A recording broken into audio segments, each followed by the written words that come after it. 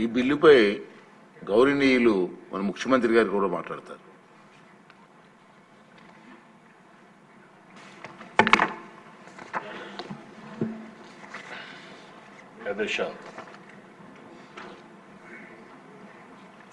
ఏదైతే ఈరోజు land titling act రద్దు కోసం రెవెన్యూ మినిస్టర్ గారు బిల్లు ప్రవేశపెట్టారు.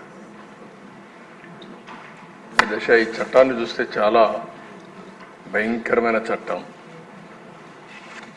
ఏ మాత్రం కూడా ఆలోచించకుండా ఈ చట్టాన్ని తీసుకురావడం చాలా సమస్యలకు దోహదం చేసింది. ఎన్నో రోజులుగా లాయర్స్ అయితే ప్రజల్ని చైతన్యవంతులు చేస్తూ ఎక్కడికక్కడ ఆందోళన చేశారు. ఈ చట్టం కనుచుంటే పౌరుల ఆస్తి హక్కును మొత్తం మింగేసే పరిస్థితి వస్తుంది. ఇప్పటికే అధ్యక్ష రాష్ట్రంలో ఎప్పుడూ లేనంత ఈ భూ వివాదాలు పెరిగిపోయినాయి.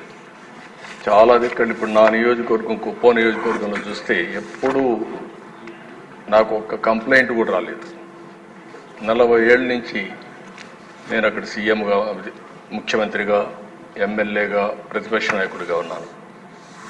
ఈ 5 ఏళ్లలో జరిగిన అవకతవకలు ఆ నియోజకవర్గంలో ఎక్కువ కంప్లైంట్లు వచ్చేది భూ వివాదాలపైన వచ్చాయి.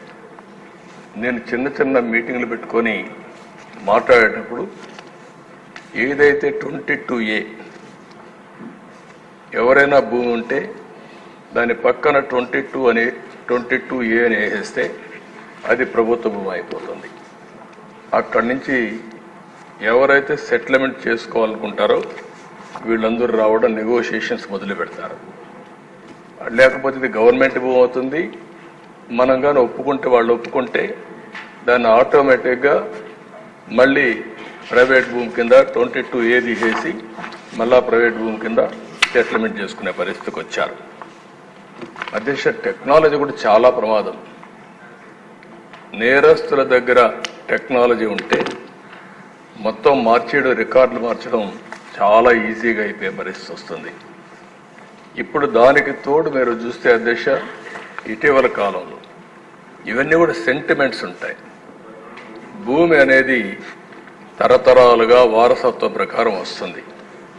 మా తాత, మా ముత్తాత ఇచ్చిన భూములు ఇప్పుడు కూడా మాకు వస్తూ ఉంటాయి ఆ కుటుంబానికి. అలాంటి భూమిలో పట్టాదారు పాస్ పుస్తకాలు ఇవ్వడం ఆనవాయితీగా పెట్టుకుంటాం. రాజముద్రేస్తాం అంటే ప్రభుత్వం ముద్రేసిస్తాం. అలాంటిది ముఖ్యమంత్రి ఫోటో వేసుకొని పట్టాదారు పాస్ పుస్తకాలు ఇవ్వడం అంటే సెంటిమెంట్స్తో ఆడుకోవడం. ఇది ఎక్కడ చూడలేదు అధ్యక్ష, ఎవ్వరూ చేయలేదు ఇంతవరకు కూడా. అలాంటివి చేశారు. అప్పటికే ప్రజల్లో చాలా కోపం ఉంది, ఆవేదన ఉంది, ఆవేశం ఉంది. ఏమీ చేయలేని పరిస్థితిలో ఉన్నారు. అయితే ఇటీవల భూ సర్వే కూడా అన్నారు. ఈ భూ సర్వే కూడా అధ్యక్ష మొత్తం సెటిల్మెంట్ చేస్తామనే ఉద్దేశంతో చేసి డబ్బులైతే ఖర్చు పెట్టి ఎక్కడికక్కడ వివాదాలు పెంచారు, కానీ ఎక్కడా వివాదాలు తగ్గించే పరిస్థితి లేదు. దాని పేరు కూడా నేను చాలా స్పష్టంగా చెప్పాను. హోల్డ్ చేశాం, స్టే చేశాం.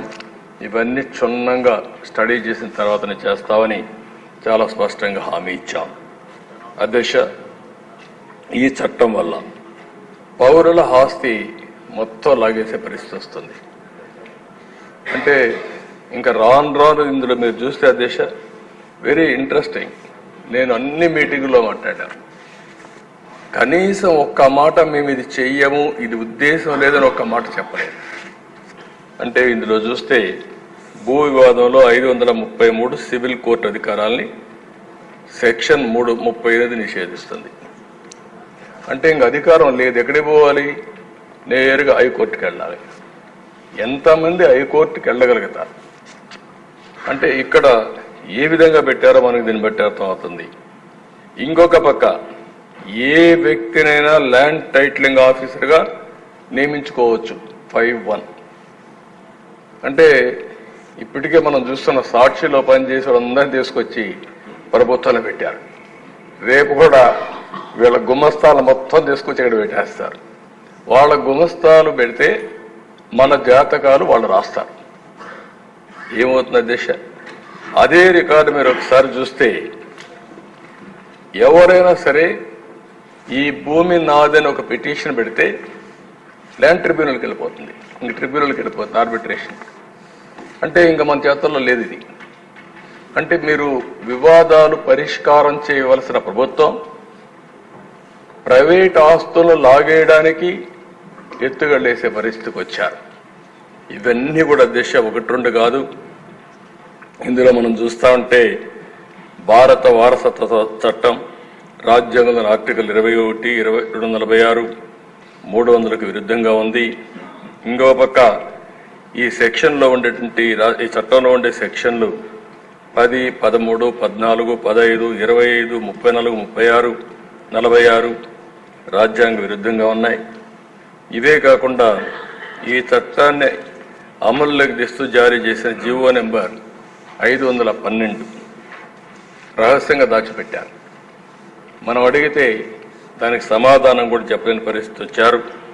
ఇలాంటివన్నీ చూసిన తర్వాత దిశ చాలా ప్రమాదకరమైన చట్టం. నేను మిత్రులు పవన్ కళ్యాణ్ గారు కూడా కొన్ని మీటింగుల మీద చాలా స్పష్టంగా హామీ ఇచ్చాం. మేము వచ్చిన వెంటనే ఈ చట్టాన్ని రద్దు చేస్తామని చెప్పాం. ప్రజలు నమ్మారు. ఎంత భయంకరంగా అంటే దిశ ఒక అభద్రతా భావనకు లోనయ్యారు. మళ్ళీ దుర్మార్గమైన ప్రభుత్వం వస్తే మా ఆస్తులకు మాకు రక్షణ ఉండదు అనే పరిస్థితికి వచ్చారు.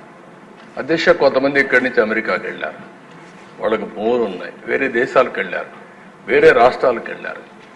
వాళ్ళు కానీ ఒక్కొక్కసారి రికార్డులు చెక్ చేసుకోకపోతే రికార్డులు మారిస్తే తర్వాత ఆ భూమి ఆటోమేటిక్గా డీమ్డ్ క్లాసిఫైడ్ చేసేస్తారు, నోటీసులు కూడా ఇవ్వరు.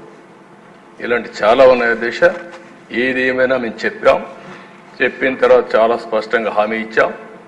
హామీ ప్రకారం మొదటి సంతకం ఏదైతే నేను చెప్పానో డిఎస్ఏ అని మొదటి 5 సంతకాల్లో ఈ ల్యాండ్ టైటిలింగ్ యాక్ట్ కూడా పెట్టి రద్దుకు ప్రతిపాదన పెట్టాం. మొదటి కేబినెట్లో దీన్ని ఆమోదించాం. మొదటి అసెంబ్లీలో దీన్ని మళ్ళా ఈ చట్టాన్ని రద్దు చేయడానికి ఇది ప్రవేశపెట్టాం.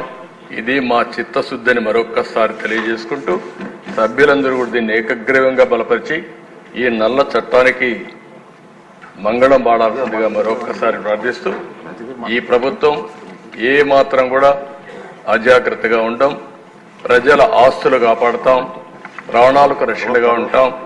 ఇలాంటి చట్టాలను ఎట్టి పరిస్థితుల్లో ఆమోదించమని మరొకసారి తెలియజేసుకుంటూ మీ దగ్గర సెలవు తీసుకుంటాం. మంత్రి గారు